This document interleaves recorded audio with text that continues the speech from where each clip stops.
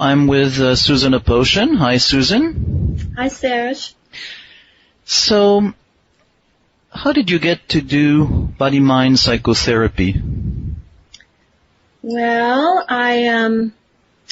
when I was in college, I studied psychology and dance, so I had already the interests in both the body and the mind, and I pursued both of those interests independently.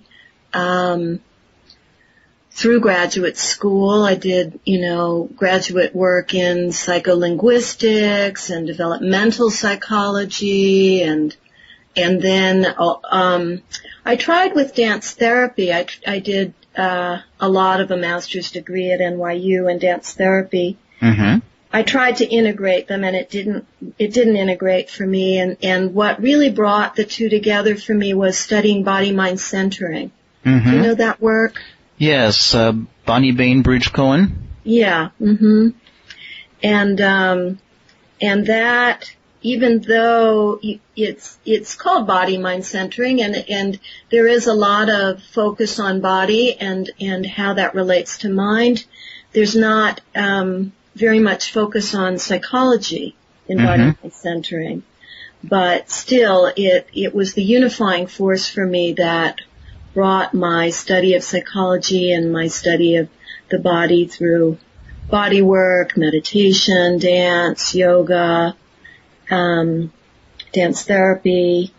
That brought it all together for me. And so out of that, I created my work, Body-Mind Psychotherapy, which on some level is, an application of body-mind centering to psychotherapy. Mm-hmm. So, does it make sense to talk a little bit about, in a way, what concerns body-mind centering and how you found a way to use it in psychotherapy? Mm-hmm. Well, what body-mind centering offers is it's a mind of experiencing the body on a physiological level directly. So, in the 70s when I was studying body-mind centering, that was a very revolutionary thing. Now we have, Continuum does a very similar thing. Many approaches to cranial sacral work is, looking, experiencing on a very kind of cellular level the body. But at the time in the 70s, this was quite revolutionary. So when you talk about experiencing the body, we're talking about sensations. Yes, and when we talk about the level of the cell, we're going even beneath the level of. There's many different ways to define sensation. Mm-hmm. On a neurological level, sensation requires a sensory nerve ending. Mm-hmm.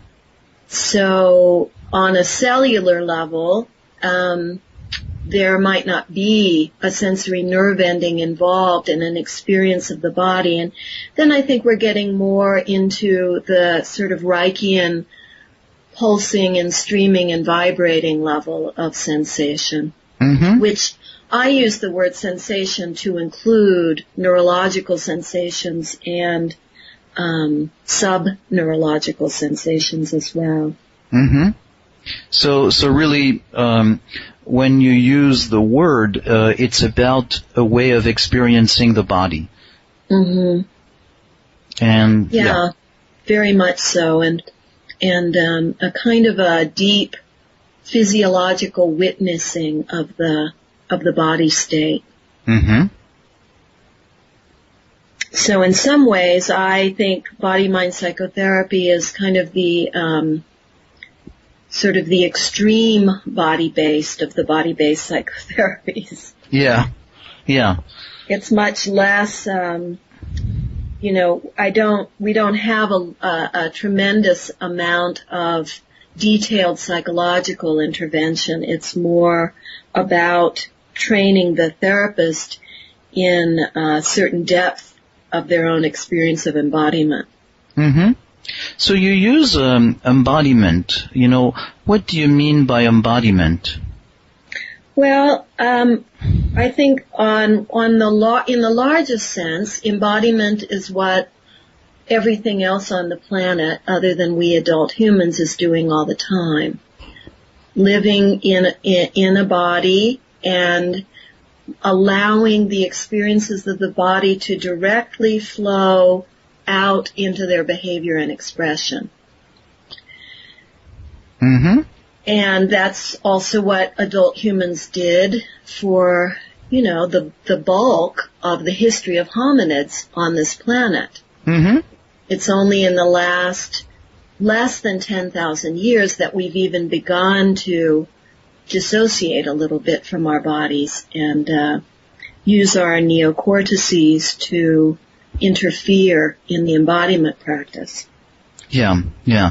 So what you're saying is living in the body and allowing and a flow as opposed to dissociating. Yes, and as opposed to cortical interruption or repression or lower brain interruptions in the form of neurological dissociation from trauma or all of the various reasons, even just, habit that we've practiced body-mind desynchronization. Yeah.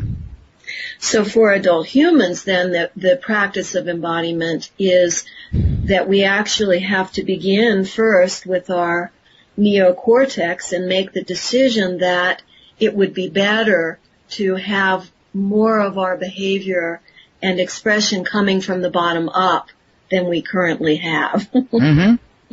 So the first aspect of practicing embodiment for adult humans is a cortical decision of opening back up to that.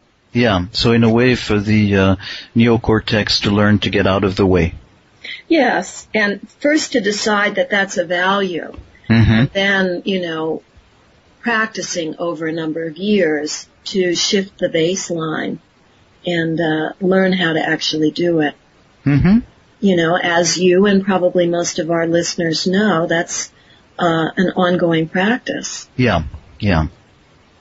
So actually, as you use the word ongoing practice, and you're somebody who's also a meditator and taught at Naropa, so what's the influence of Buddhism and meditation on your practice and theory? Well, I think it's huge, and fundamentally, I think it can be boiled down to a real respect and appreciation for the present moment, and a willingness to live and act in that moment, and in this case, based on the sensations of that moment. So, really a way to, you had the expression of not being in sync, so a way of being in sync in the moment, the body. So how does the training that you developed help people do that? Well, it's sort of an immersive kind of training. We spend a lot of time in body-mind psychotherapy workshops and trainings doing embodiment practice, which is simply a practice of feeling the sensations in the body and letting those sensations breathe, move, sound, speak, imagine, interact, however they would like to. Okay, so what I'm hearing is a sense of curiosity and allowing that exploration. And coming back to the sensations where, which I think is a difference, let's say, from, your core energetic training, which was kind of, my experience of core energetics. I don't know, about yours, but was an immersion more in the emotional field, which included sensation, but the emotions dominated the sensations, and then perhaps in your SE training, the sensations intentionally predominate over the emotions. Mm-hmm. And in body-mind psychotherapy embodiment practice, the sensations provide the baseline, and they regularly blossom into an emotional state, and then that emotional state is integrated and moves through and comes back to the sensations. So I'm just trying to contextualize embodiment practice between these two approaches that you work with, and I could do the same thing for so many different somatic approaches. We're all looking at different facets of the human experience, so there's practices that are quite related. Yeah, so maybe it's not a bad idea if you want to just mention one or two, similarities and differences with practices, because people who listen come from different backgrounds, and that might help build a bridge. Well, when I think about the organization that we're representing right now, the USABP, I know the largest constituencies in the USABP are bioenergetics and Hakomi. And in terms of bioenergetics, I think, I've certainly learned a lot from bioenergetics and been influenced by it, and as well as by the Reichian work that preceded it. And I think that the departure there from bioenergetics is quite clear in the sense that there's much more room for the client to construct their own way of working. So rather than placing the client in a particular movement or a particular emotional scenario and then letting the sensations and emotions express within that, in body-mind psychotherapy, it's more client-centered in the sense that we begin more with what the client wants and what the client is experiencing in the moment of exploring what they want, and then letting their experience expand from there in a less structured way. And when you say what the client is experiencing is with a focus on the sensation or the, as opposed to necessarily the emotion. Well, in my view, and I'm always curious to hear what other people think about this, all sensations have some emotional tone. So in the sense that all sensations are physiology happening. A sensation, generally, most commonly is a group of cells doing something that, there's enough of them doing it at the same time that we actually can notice it happening. And, whatever physiological event that is, has something to do with living or dying. And at that moment, if we're trying to live and this physiology is life affirming, then the sensation has some quality of being good.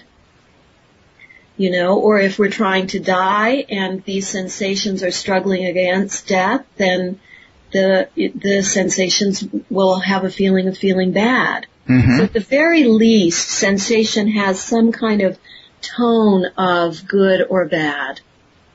And at the most, as we all know, the sensations can be a direct link in a chain that leads to a full-blown primary emotion.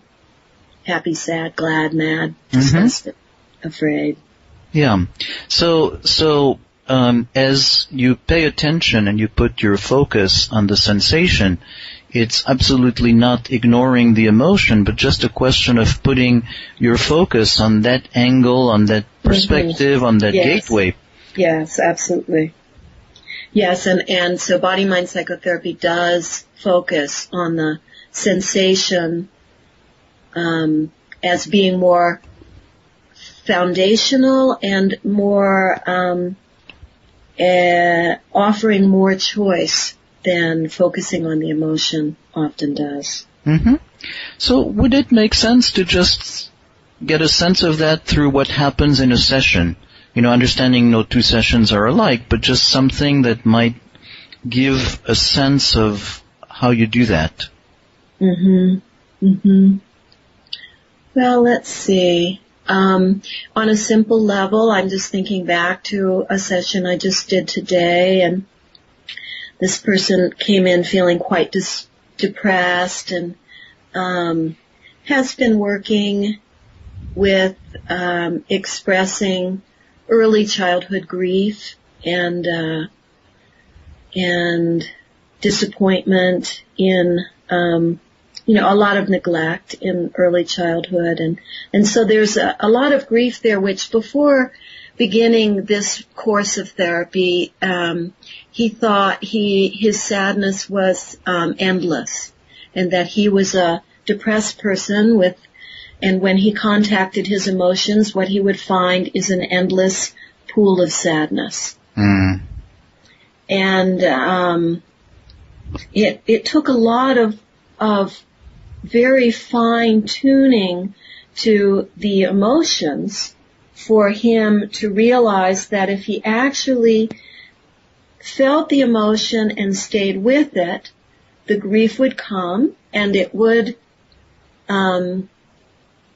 peak, and then it would subside, and then he would feel less depressed after expressing grief. And now, what he just did that was a big step for him, I thought, was he was grieving, yet another, loss in his family system. And I said, how does that feel behind your intestines? I said, either it's going to feel great there and you just keep going with this, or there's going to be a sick feeling that you're not quite letting yourself feel in there. And he said, so just to stay there for a moment, the question was, how does that feel behind your intestine? And then you gave him a menu. Yes, I had to give him a menu because he just looked at me blankly Yeah. when I said that. I said, check and see, does it feel good or does it feel, there's something not right here? And he said, there's something not right here. Right. And then as soon as he had that awareness, then he was able to breathe and cry and move in a way that allowed the back of his belly to be part of what he was doing. And he learned something there about not just crumpling into grief, but actually being able to maintain his strength and his ability to support himself during the grieving process. So I want to just stay with that a little bit more, because, of course, to you this is very familiar territory. But it seems like there's a lot of things in it that, maybe would need to kind of see it in slow motion. That's fine, yeah. So, part of it is that, at the time you asked the question, he certainly was not aware that, there was something happening in his belly.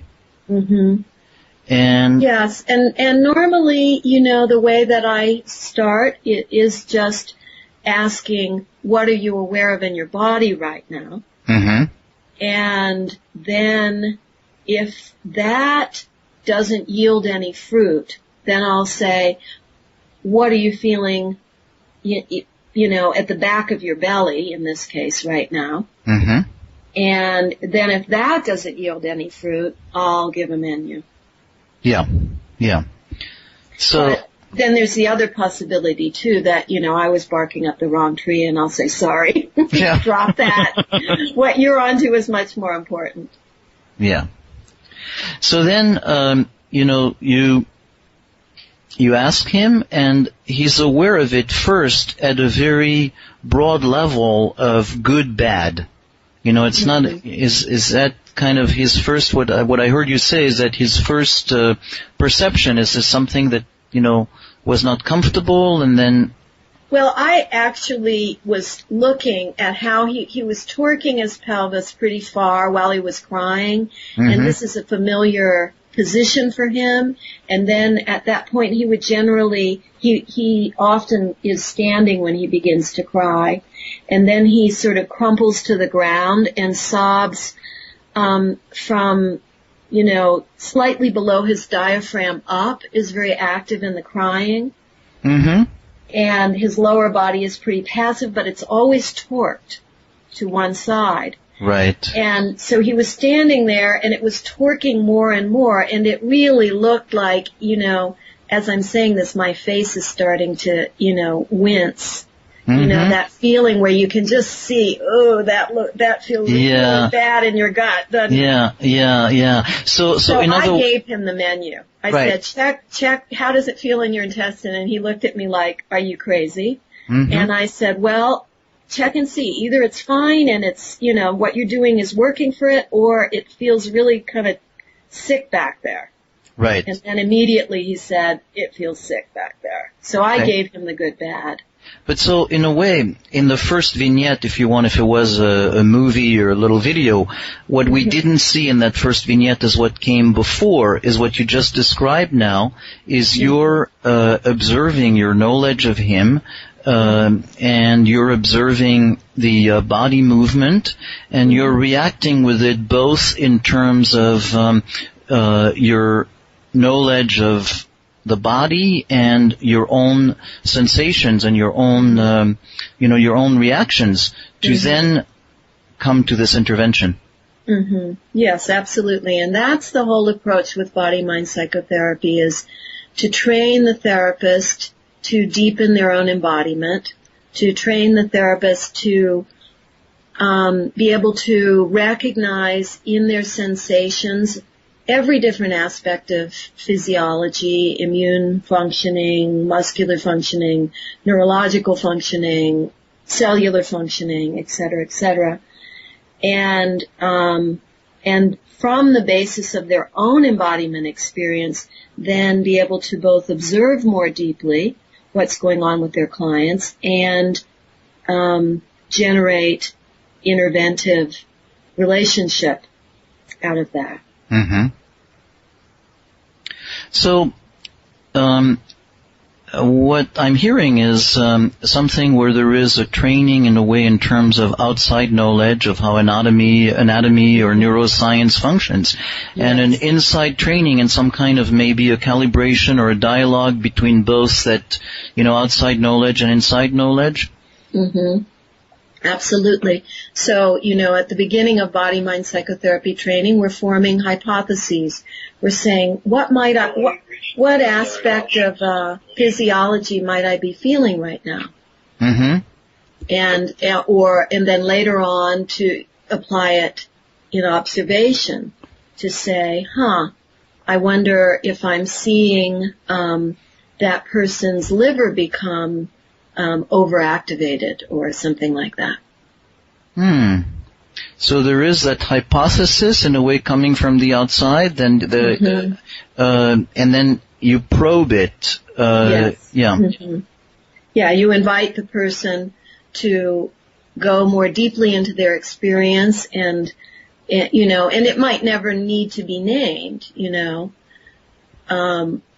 As long as it moves through the person in a way that helps them feel themselves more deeply and understand themselves more deeply and relate to the world in a more satisfying way, then we don't need to name these hypotheses.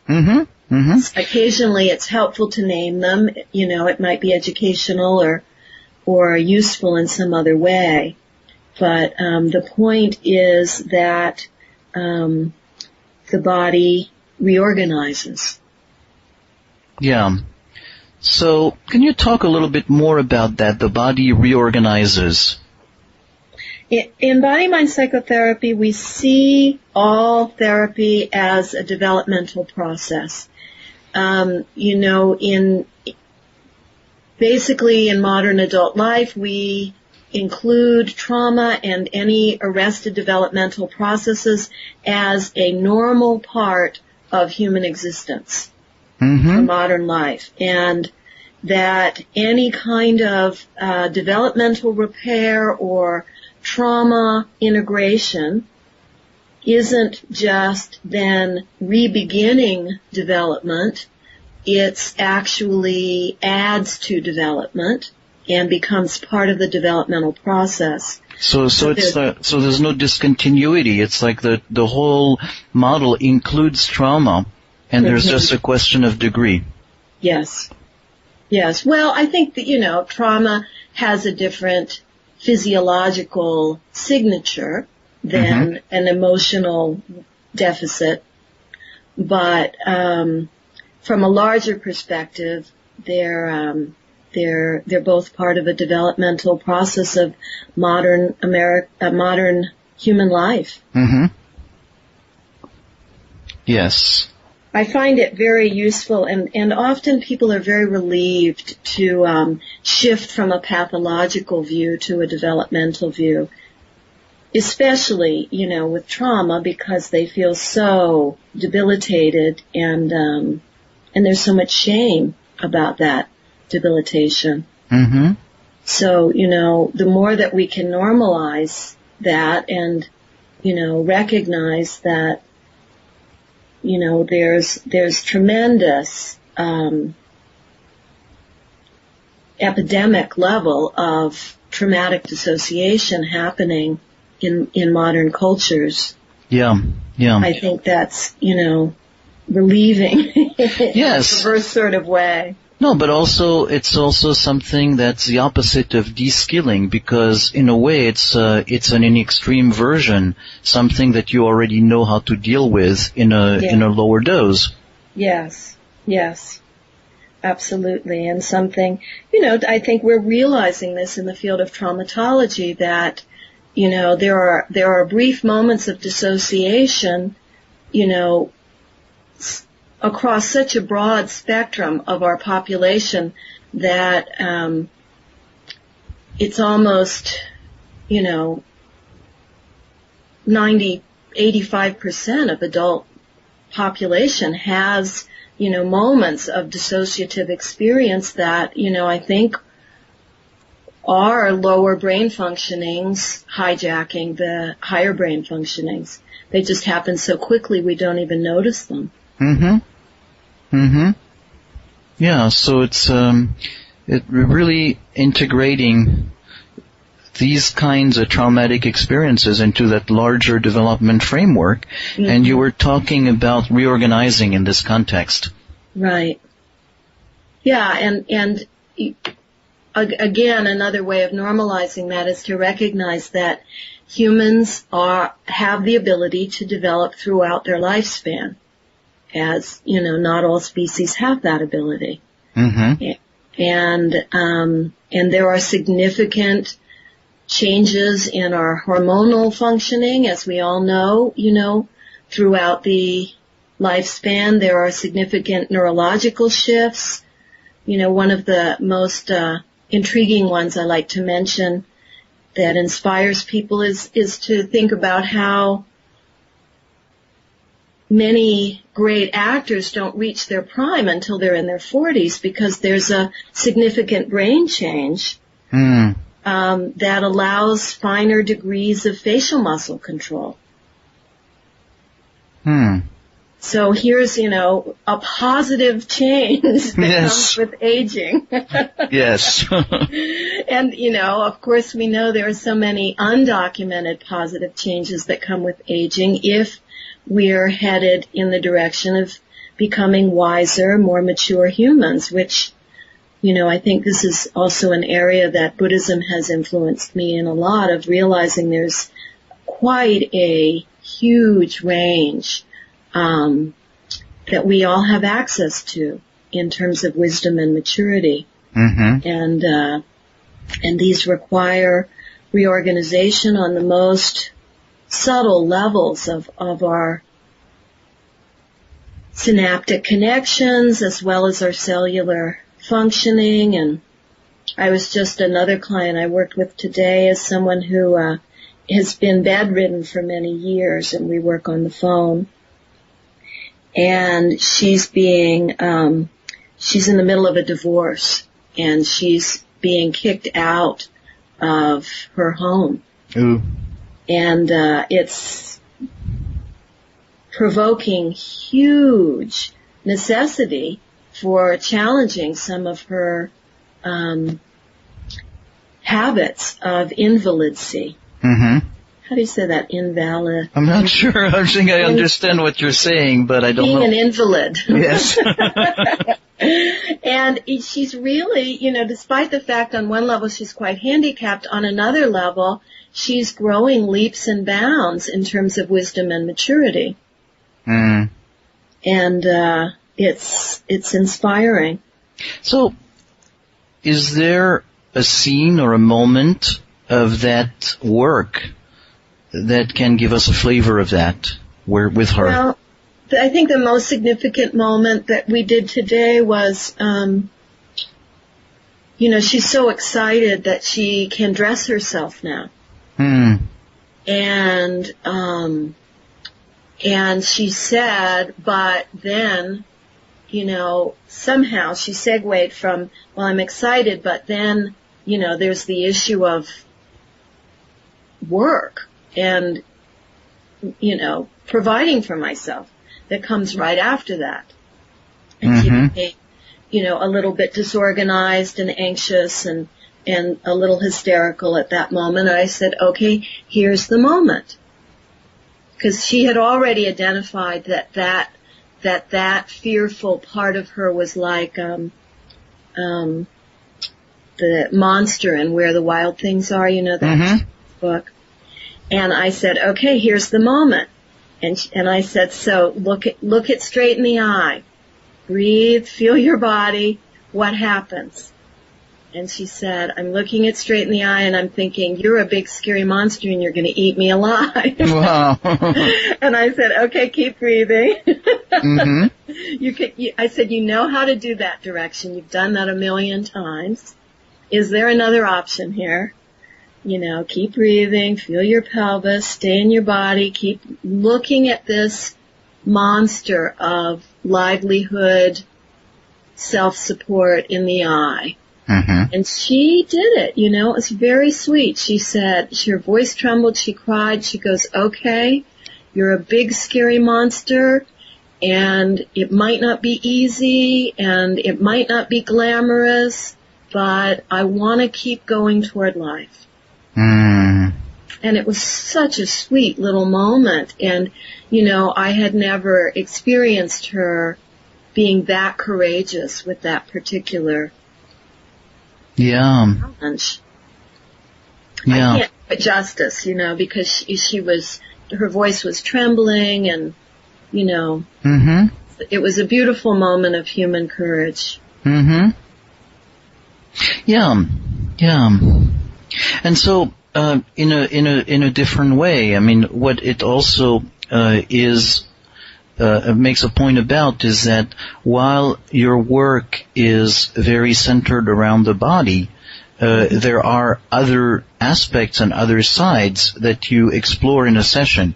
Mm-hmm. It's not just all the time about, body.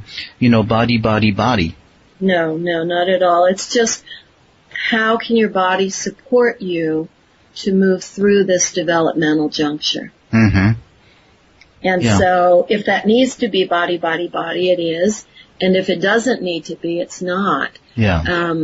The body-mind psychotherapist is tracking the client's body so long as life is circulating through it in a positive developmental direction, then there's no reason to even mention the body. Yeah, so that's a big point. Mm-hmm. That's a big point. That what's really important is that the therapist be aware of the body and tracking it, and not necessarily mentioning it moment by moment. And what I think, Serge, is so important around that is that the therapist is experiencing their own body moment to moment in a developmental, relational, living way. Yeah. And that's what I think allows us to not go body, and have the interaction stay embodied. Mm-hmm. And what I know, just in our short conversation, a moment that was very powerful, you were talking about the sky and the gut feeling, and you were talking about the sense that in your own face you were feeling some of what was happening. Mm-hmm. Yeah, exactly. That there's always what we call in body-mind psychotherapy a circular attunement happening. I'm feeling you, feeling me, you're feeling me, feeling you. Yeah. The relational process is a very physical one. Yes. So in other words, as we're talking about body, actually a very good way, it is about body, of course, but it is also very much a relational therapy by way of the body as a vehicle for sensing and the life of the relationship. Yes, absolutely. Thank you for saying that. So as we're coming to the end, I wanted to see if there's anything, of course we haven't touched on everything, but anything that you feel might be missing, or, just wanting to find a way to conclude this conversation. No, I don't feel anything missing. I don't know if you do. I'm glad to address that. No, my sense of it was a very nice sense of what it is, and in a way it's brings curiosity for knowing more, but it makes sense that, we couldn't address everything, but... Yeah, well, if there's a desire to know more, I have 2 books, and they're easy to find, and a website, and, there's lots of avenues. Great. Yeah. Well, thanks, Susan. This recording is part of the Somatic Mindfulness and Relational Psychotherapy podcast. See the website relationalimplicit.com.